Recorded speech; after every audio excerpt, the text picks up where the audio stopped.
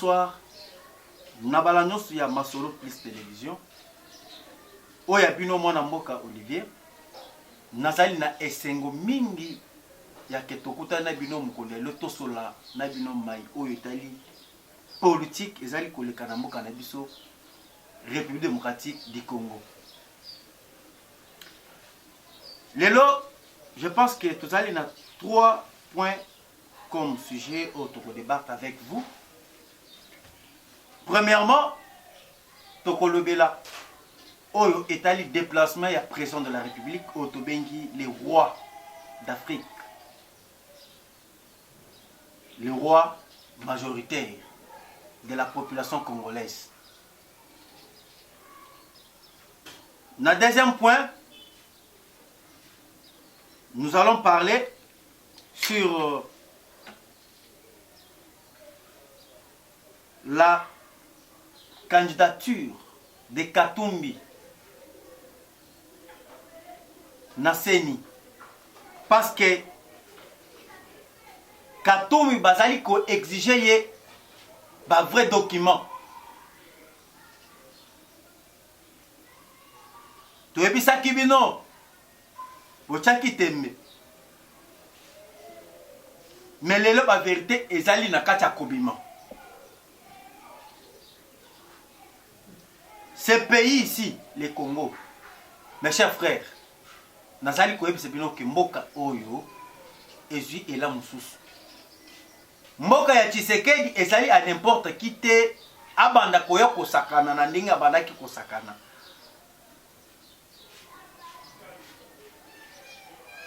Na troisième point, Paul Kagame demande au M23 de déposer leurs armes. Et pourquoi? Ça ne va pas. Aliro tozokene na makambo yango.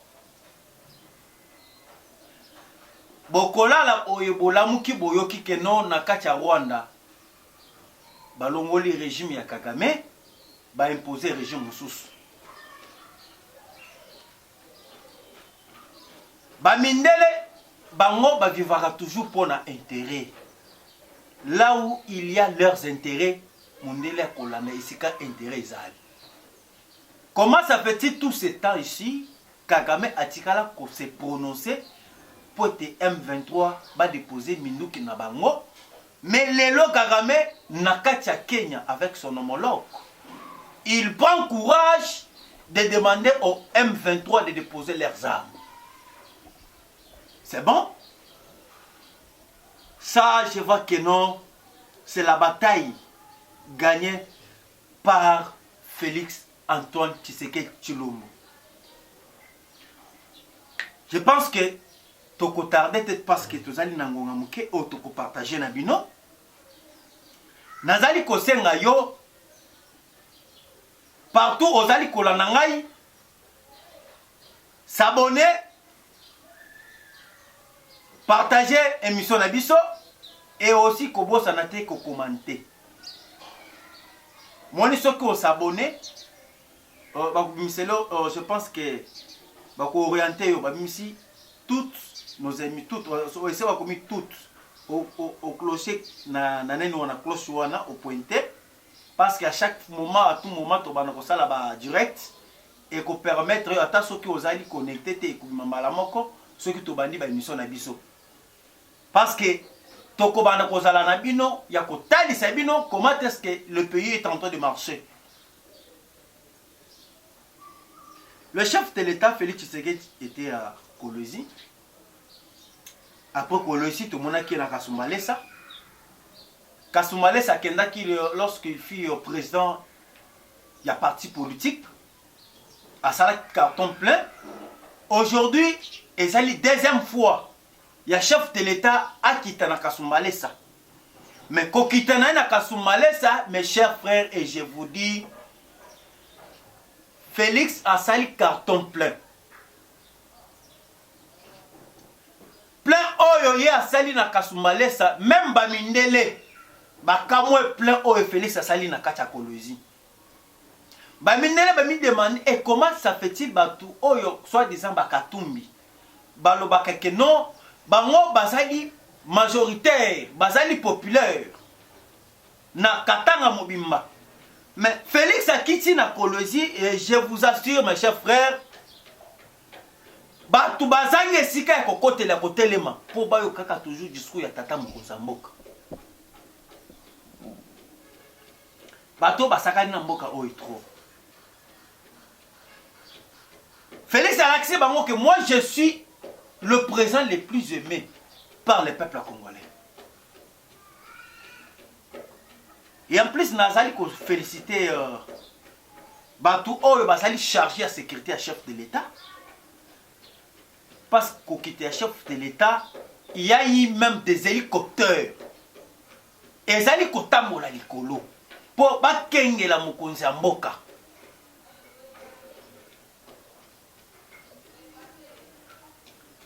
Ce qui t'ozui nan tapor. Image. Il y a Félix na Kasumbalesa. Na image, il y a Katumbi na Congo central. Il y a une très grande diversité. Ça montre déjà que même si aujourd'hui Katumbi postule, Katumbi n'aura même la chance de poser même 150 voix par Congolais. Oh, il va voter.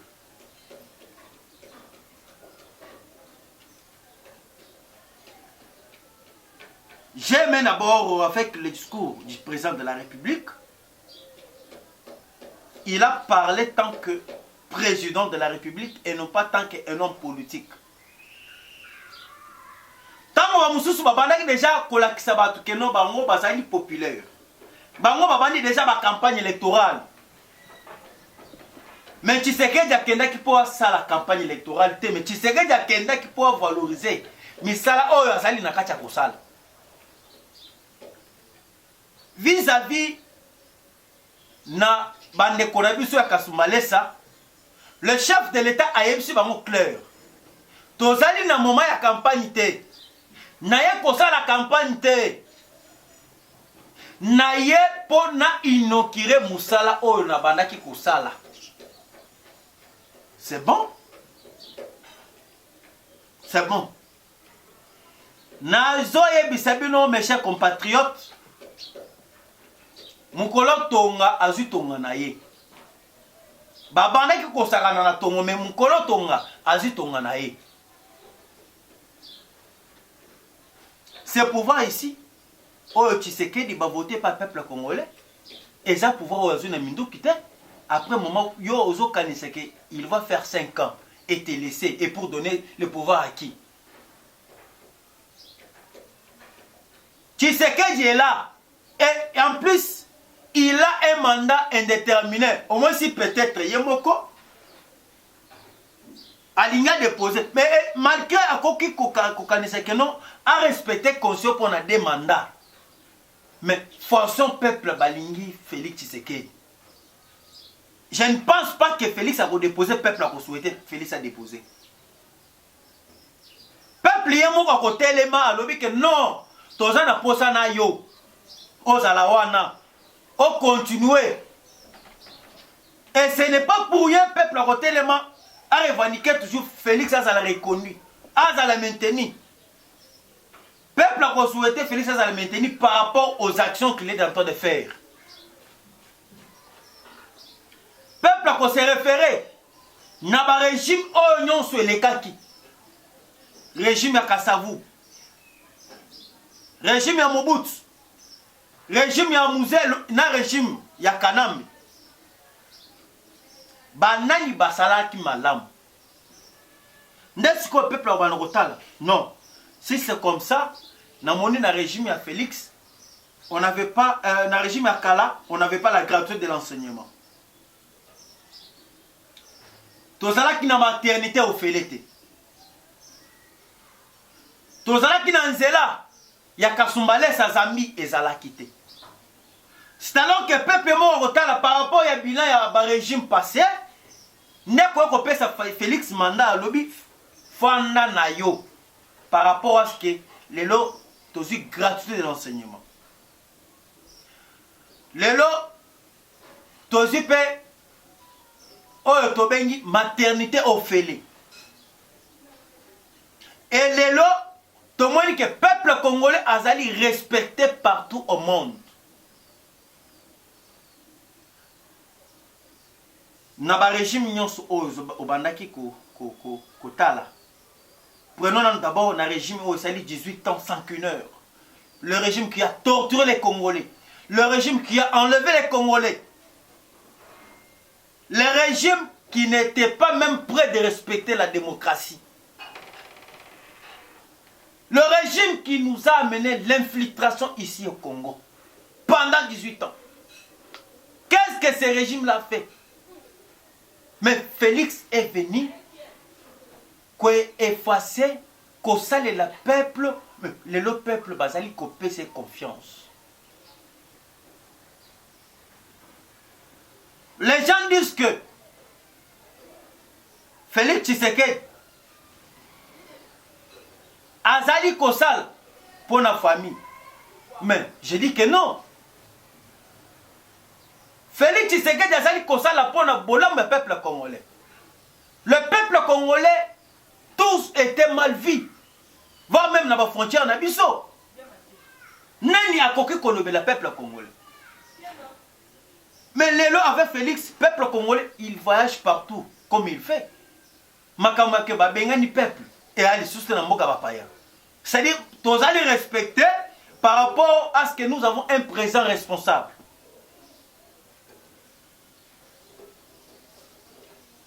Nous tous allez quoi avancer.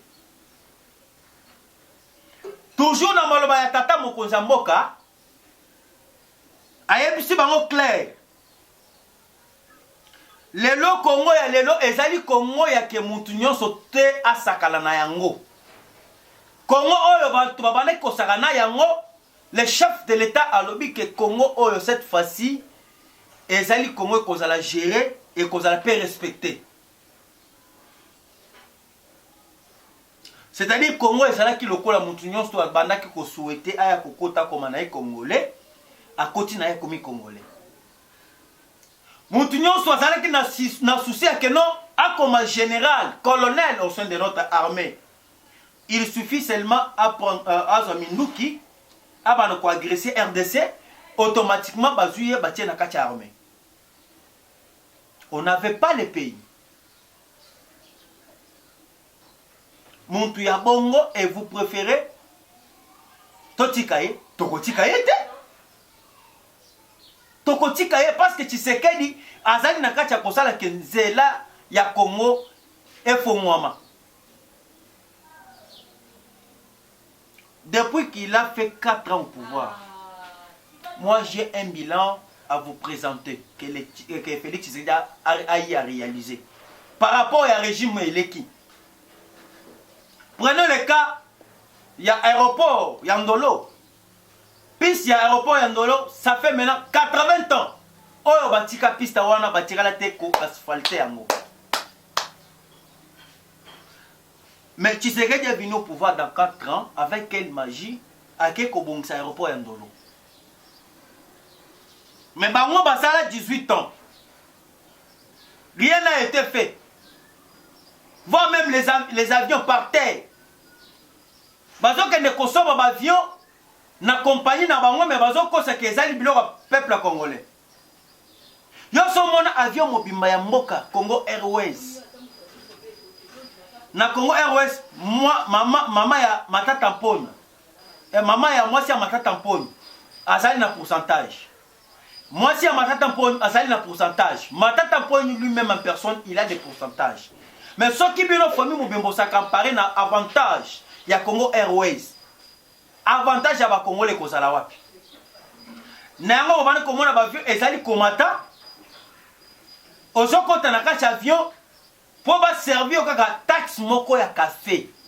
Dîner moko ba pesa na kati avion wana. Mukolo société wana ezali matata mponi. Ça coûte plus ou moins $80. Ceux qui montent en avion ameli café à lit. $80. Mukolo avion paye, il faut aller à PCP, autobéni, pourcentage na yango. Si vous avez un avantage, il y a combien d'avions pour monter à voyager? Nango mona ki avion et zala toujours, comme toujours. Parce que bah on va qui n'a même mis. Mais aujourd'hui, grâce à Félix Tshisekedi, Nazali Koebe Sebino que ma camion soit na Sili. Congo, Baouti Kodoté, plus ou moins 7 avions. Il y a des passagers. Pour le Congo Airways. Maintenant, pouvoir na bango tozala kia obatiki soki 2 avions. Moko ezala ki en bon état, monsieur ezala ki en bon état, Mais comment est-ce que vous voulez comparer un billet de 4 ans avec un billet de 18 ans? Combien de sociétés au bango batiki ao? Au moins si peut-être tu es sorcier. Où est-ce qu'ils aient pour la terre? C'est ça un vrai terme que je dois employer. Au moins peut-être que Ozali Ndoki, Ozali Kolinga Misala Félix Azali Nakacha Kosalate.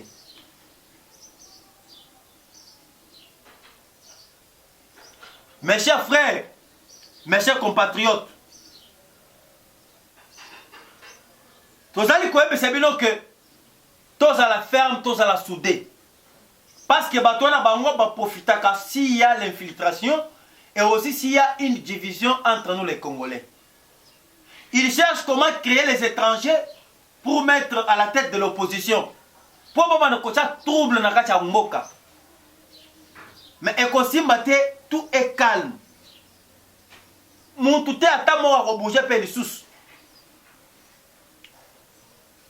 Merci une fois de plus. Et sans toutefois aussi oublier Maman Seratati. Merci vraiment. Na Otobengi soutien na yo. Parce que chaque fois, à tout moment, on a une émission de biso, on partage un peu les sous. Quand le matin, mère, soit émission partagée pour baoyo, bazali na boye bité, bayeba.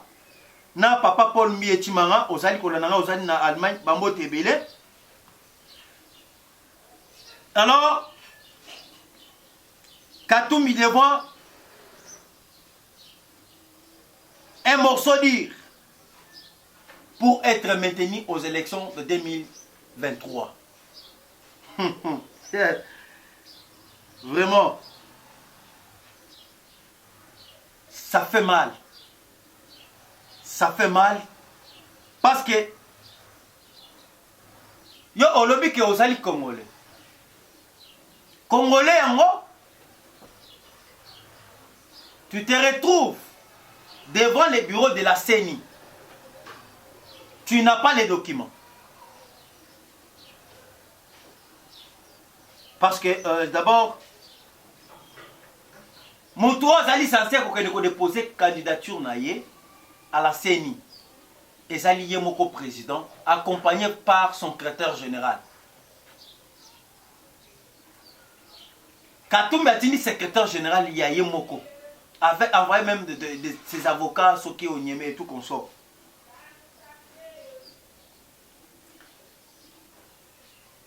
Avant Katoumbi a déposé tout mon qui Otobengi Mouzit, Adolphe Mouzit, à Kenek a déposé qui, Fang Dion Père à Kenaki, Denis Mukwege Père à Kenaki. Je dois revenir pour le dossier de Denis Mukwege que nous allons parler. Après Denis Mukwege, tout le monde peut Katoumbi Père à Kenaki Lobby. Je pense que le lot est causé à la tour, il y a Martin Fayou.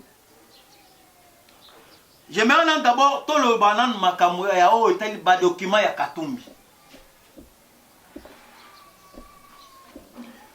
Katoumbi devant la CENI à travers son secrétaire général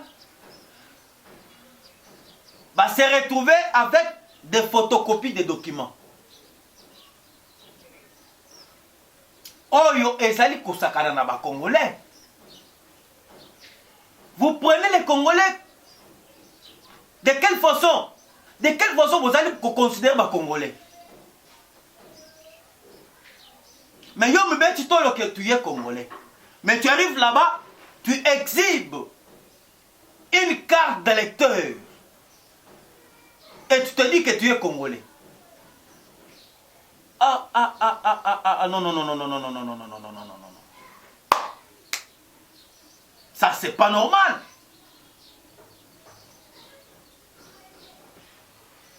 Carte d'électeur, ezali nefis que Otobengi pona maponami. Ce qui m'appelle sur carte d'électeur, c'est-à-dire, on y mit et tu as accepté pour assister aux élections. Une carte d'électeur, ce ne sont plus des identités. Parce que, na kati ya carte d'électeur, tozo yoka o to bengi élection, un mot élection. Mais pièce d'identité, on a tozo monesco o to bengi date de naissance, esika ozalaki ko babotaki yo esika okole et tout consort ta maman et to ba origine na yo, pièce d'identité. Mais quand on se retrouve là-bas à la CENI, sans pièce de naissance, sans pièce d'identité, Azon s'est retrouvé dans la carte d'électeur et il s'est dit qu'il est congolais. Ah bon? Bazon ici, à travers le secrétaire général Naye, à ça l'appel, pour que le soit, originaux, il y a document, il y a Katumbi. C'est depuis qu'il est parti jusqu'à présent.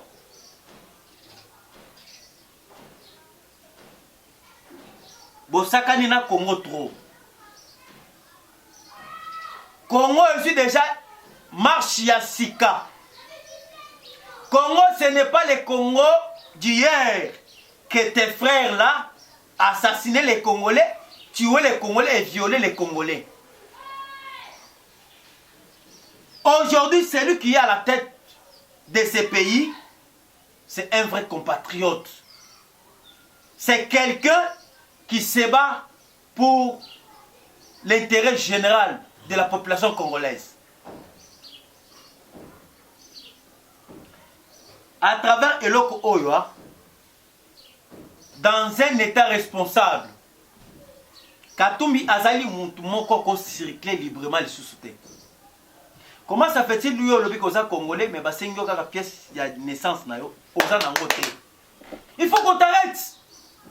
Et pourquoi on le laisse comme ça? Il est en train de circuler librement. Il faut que Katumbi soit arrêté. Ayibi ba Congolais pendant 18 ans. Il fut gouverneur du Katanga. Combien de richesses qu'il a volé là-bas? Combien de sociétés que Katumbi a fait agenouer là-bas au Katanga? C'est-à-dire, avant qu'il y ait des minéraux congolais, il n'y a pas de faux documents. Non, ça ce n'est pas normal. Un vrai Congolais qui raisonne. Oh, Azali Pénal, na montezo sala. A kokite jamais côté ba Katumbi wa. Baza ba tomoni bango boye, bomoni bango, bolani bango. S'il faut que frapper, il faut frapper.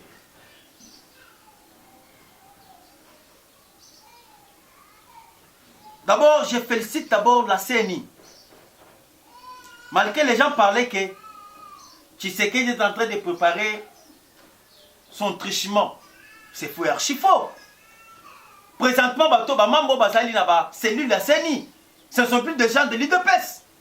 Ou ce sont plus des gens d'union sacrée. Les lots Bazana Katia Bio, c'est lui la CENI. Ce sont des Kabili. Batou Kabila Tika et jusqu'à présent, Bazali Kodemere. Là-bas, la CENI, l'Assemblée nationale, a changé ne fils que la tête et son vice. Mais on va sur la province. La CENI, ce sont des Kabylie. Mais comment est-ce que vous parlez du fraude électorale? Tandis que ils savent bien que Tshisekedi a kobeta bango na élection. Pourcentage de Tshisekedi a beta ki kalawana na 2018 wana salaki muke. Wana salaki muke parce que a salaki ba action té. Mais aujourd'hui il est au pouvoir, il a fait beaucoup des actions. Et je vous assure, Tshisekedi a kobeta bango 90%. C'est par rapport à bilan. Ne dis pas que non, je suis venu faire un dialogue parce que Tshisekedi est président. Non. On doit passer par une comparaison. On fait la comparaison entre le régime de Kabila et le régime de Tshisekedi. Kabila fait 18 ans. Qu'est-ce que Kabila fait? quel a été le projet que Kabila avait lancé et réalisé? C'est le projet des 6 communes. Projet bango basala na chinois jusqu'à présent combien de milliards? Ok, ne ko signer contrat na chinois ba na ko zo minéré au félé, coltan au félé, diamant au félé, or au félé, uranium au félé. Pour ba na bango ba ya mena en retour ba na ko tongola biso nzela. Nzela ngo pe ya malonga te. Ce qui totali kilométrage o Tshisekedi ya sali na o ya Kabila. Et keseni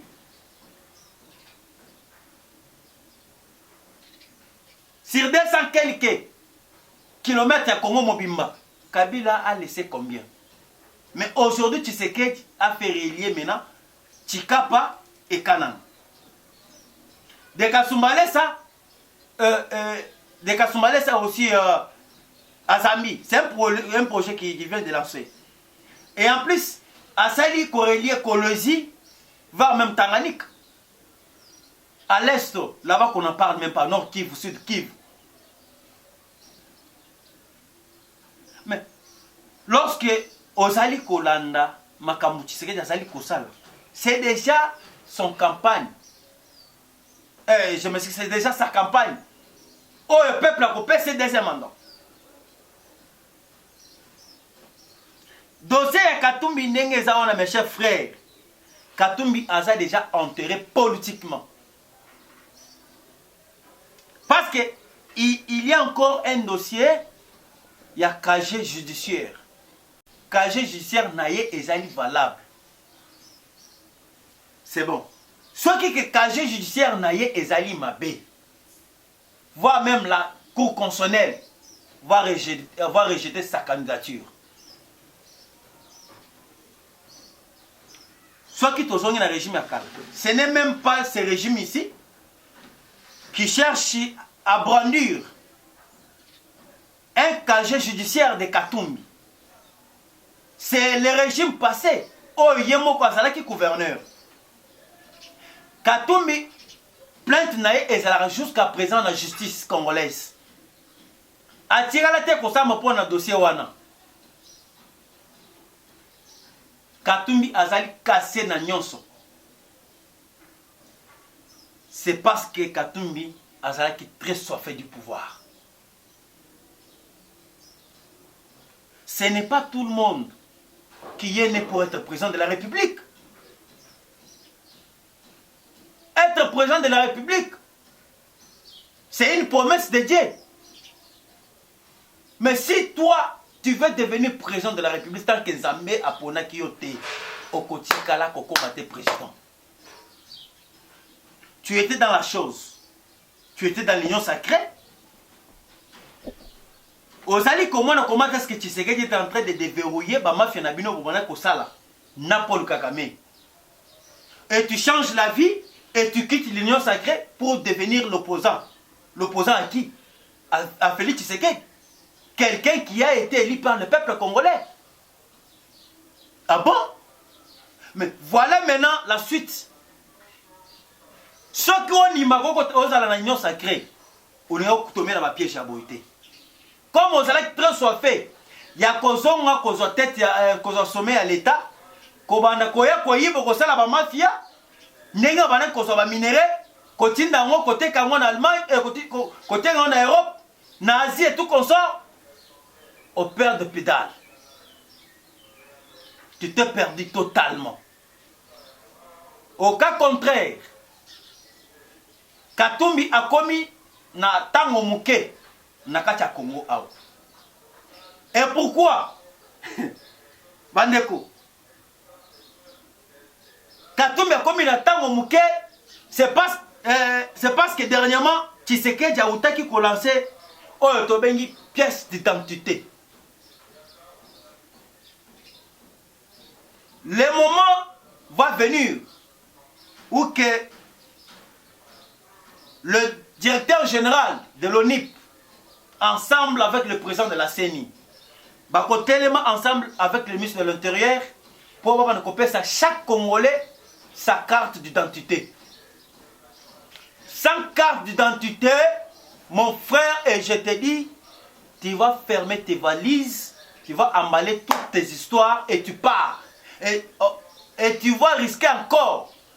Biloko somba qui n'a mort ba congolais na ba minéra ba congolais. Et tu vas laisser tout. On va récupérer tout parce que ezali autobéi usage de faux. C'est une infraction.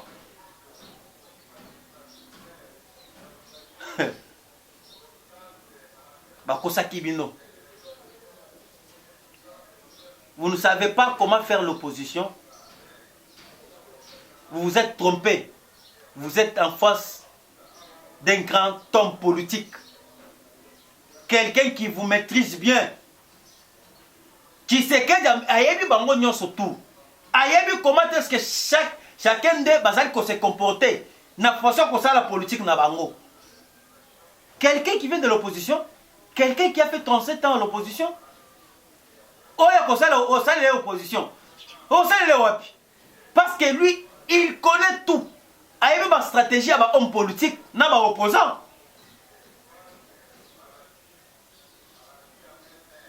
Aujourd'hui, les gens parlent de Denis Mukwege. Denis Mukwege, d'abord, n'a pas le droit de se prononcer comme candidat. Malgré la CENI a maintenu sa candidature. Liloba ya suka ezotika la kaka toujours na cour constitutionnelle. Nazali ko informer bino bien. Musala ya CENI ezali ya koyambaka bato bazwe na candidature na bango. Tu viens et tu déposes là-bas. Il y a un candidature. Et lorsque tu vas déposer, et il va prendre ça, il va envoyer à la cour constitutionnelle. Parce que la cour constitutionnelle, c'est une autre grande magistrature. Mboka Mobimba. Bato ba fande na mamango etali mibeko. Ezali otobengi cour constitutionnelle. Prenons le cas de Katumbi. L'article 18 de la Constitution stipule en disant que avant mon toit qu'elle se présentait à la cour à la CENI, il fallait avoir un document original. Ce que le document original c'est-à-dire vous allez écarter. C'est-à-dire que écarter Katoum, c'est la Constitution. C'est alors que le cour constitutionnelle allait charger, il y a qu'à interpréter Mibeko. Il y a qu'à nimmola Mibeko. Attaque les lobes, moni Denis Mukwege qui a déposé candidature na ye. Mibeko lobinin. Pour être maintenu, il fallait d'abord partir na yo et ça na duré à 5 ans. Mais une question de savoir, est-ce que Mukwege est parti na ye o ya uchi kosala? Et ça na 5 ans? Je dis que non. Ozomona, comment est-ce que bango bazana kacha potopoto? Bazo baluka na kacha potopoto. Bayebe sika bazali kokendete. Nyonso wana ezaleka toujours baya kozonga bayi baga minéraux ba congolais.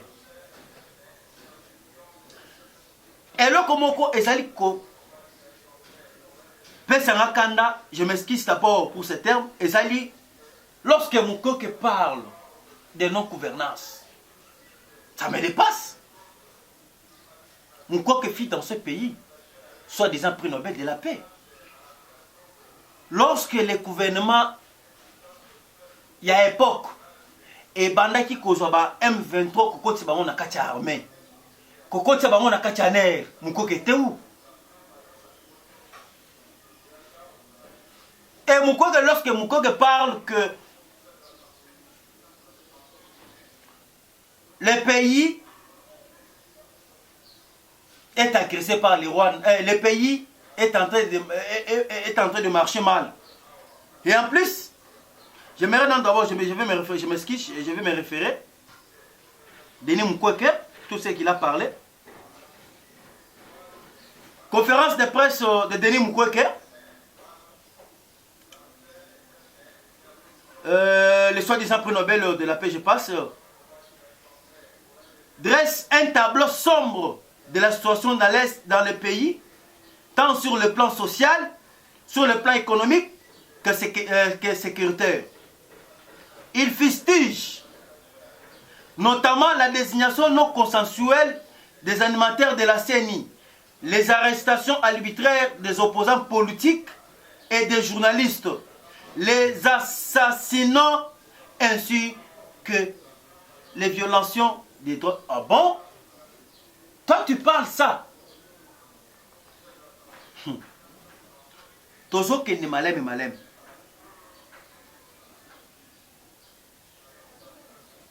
Pour nous quoi que alors que social le peuple les ali malamu te. Condition de sécurité du peuple congolais et zape malamu te. Na volonté nini muko galakisa kia na gouvernement kala. Tozala kia bazo violer ba maman kuna na kacha est. Bazali koko kobomo ba jeune. Bazali ko kanga ba village ebele na kacha est. Mais mukwe kazala ki libana te na kacha Europe. Mais mukwe ki azala ki na kacha Congo. Aucun jour mukwe n'a jamais se prononcé là-dessus pour accuser les Rwandais. Et jusqu'à maintenant, mukwe n'a jamais haussé le ton de condamner Rwanda comme il est en train d'agresser la RDC. Bato bapesi Denis Mukwege prix Nobel de la paix, moi je regrette. Mukwege ne mérite pas d'être appelé prix Nobel de la paix. Parce qu'Atikala Kosil Sata Bokono Mokote Nakacha Congo Aou. Besoto Moni, docteur Mouyembe, quand même il a fourni des efforts. Tozala qui na Ebola, Tozala qui na choléra. Mouyembe asilisi Ebola, asilisi na choléra. Ce sont des personnes qui méritent d'être élevées au rang des prix Nobel. Ou ici peut-être Azali, prix Nobel. Je ne vais plus parler. Parce que ceux qui ont lobby, et qu'on a Hollande Asali. À cause de la prix Nobel, il y a... Bon, je ne sais pas. Je ne sais pas. Il est temps. Congolais, il est temps totalement. Tozali na moment de distraction te.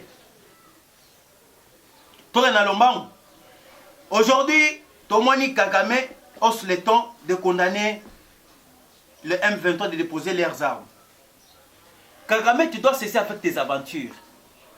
Ça, ce sont des aventures pures et simples.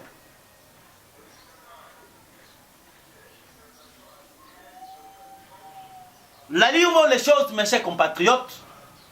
Fonction, Bajen Ouazalen no Bazali Kobunda. Ça montre déjà une victoire avant qu'il soit le mois de décembre. Parce que jusqu'à présent, FARDC va continuer à nous Nabitumayango. Mais Moukolo FARDC à Kokota. Et je vous dis, 2 jours, Esaïli est belé. Babazo Bundawana Baza Batumoko Bazali, non, ni formé, ni à formation, moté Bazu Yango. Mais nous, Kamalonga, Bazana Yangote. Mais Talane Bazo Beta ba M23. Oyo Bato, Baneko Bang dans le régime à Kabila. Mais tant que FARDC à Kota Makamongo, toi tu penses que Kagame Rosal. Ndeko. Nasali Koyebi c'est bien que Kagame a commis Nasuka. A commis Nasuka. Parce que mon élève a ce qui intéresse. Lelo, RDC Azali pays plénipotentiel. Pays solution. Sans la RDC, bakosa la haute voiture électrique. Parce que moi, Azali lutter pour le réchauffement climatique. Bazali maintenant va éliminer mituka ya carburant par rapport à ce que réchauffement na kati Europe. Tout le monde mobimba. Maintenant bazo souhaiter ba ça la haute mituka oyo ko bana kopela par rapport ya batterie électrique. Batterie électrique baza na posé maintenant matière eza na kati ya Congo. Mundele ameka ko sala bras de fer avec Kagame, ko soutenir Kagame pour Kagame ko agresser RDC aïba minerai wana. Mais Félix Tshisekedi a défié bango. Alexis bango que il est un vrai compatriote du sang. Il ne peut pas trahir le peuple congolais. C'est alors qu'il a y a formé beaucoup de jeunes. Pour les jeunes, on a babatela mboka na bango, babatela ba ressources na bango. C'est alors que Mundele a montré que non, Félix a commis la macasse, il devient très fort. Il n'y a pas moyen d'être derrière Paul Kagame. Quoi faire? Kagame doit cesser de soutenir les M23. Et sinon, biso to repère de mi, Otobeni, ba intérêt na biso na kacha Congo. Kosa la masse quitté. Mundele a kolingate a perdre RDC, un grand pays comme ça, avantage pour l'avantage pas Kagame. A kolingate parce que là-bas, il n'y a rien, il n'y a pas même de minerais. Il n'y a pas de minerais là-bas. Chez nous, il y a tout. Mundele a souhaité jamais que nous soignions mon tumoro et le resaté.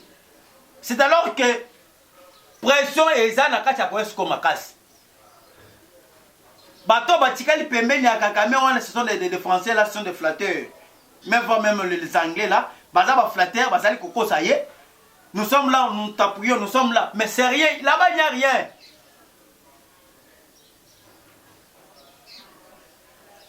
C'est alors que j'ai félicité le discours du président de la République devant la diaspora lorsque Azalaki na Belgique. Parce que la diaspora bayaki, bisika ebele ba présent, ya bamboka ebele na kasi Europe na Asie bayaki. Que dit Félix Tshisekedi? Je ne suis pas un dictateur, ni même sanguinaire, mais pour mon peuple et notre dignité, je suis prêt à tout. Ça, c'est un discours responsable. C'est-à-dire, ngai na bomaka batute, naza mutu ya makila te, na gobo mutu te pour na makila. Naza la paix dictateur te. Mais pour na peuple o ya ngai, nazali prêt ya kosala nyonso. C'est-à-dire, lorsque tozo kota en détail na mozindo, kosala nyonso wana, il est prêt de faire la guerre avec les Rwandais. Il est prêt d'arrêter les opposants. Oh, bazali commettre insécurité. C'est-à-dire, Félix, il est là comme un porte-parole de la population congolaise. Aucune fois, Kabila n'a jamais se prononcé devant tribune des Nations Unies pour condamner l'agression rwandaise. Mais Tshisekedi a eu le courage devant tribune des Nations Unies en disant que je ne peux pas dialoguer avec des criminels qui sont soutenus par le régime de Kagame. Qu'ils oublient, il n'y aura pas aucun dialogue. Il s'adresse à qui? N'est-ce pas Kagame? N'est-ce pas Macron? Ou bien n'est-ce pas au M23? Bango ba mona kaka soki tokomi na tango ya élection ekomi prêt. Ba yeba comment agresser peuple congolais de façon que baso bango ba kotisa bango na kati ya armée. Batia bango na kati ya ba institution, ba comme ba député, ba sénateur, ba ministre. Cette fois-ci, ça ne passera pas avec Félix Tshisekedi. Merci. Plus 243 89 335 82 51. Plus 243 89 335 82 51. Et surtout, vous pouvez partager l'émission. Vous aimez, vous commentez. S'il y a un peu de reproches, souhaitez au Benganga ou reprocher, c'est bien. Et s'il y a encouragé, au Beng peut encourager, c'est bien. Merci na o azali sima ya caméra. Chulombo wetu. Toza batumoko na sepeli makasi. Ça va za lokumu.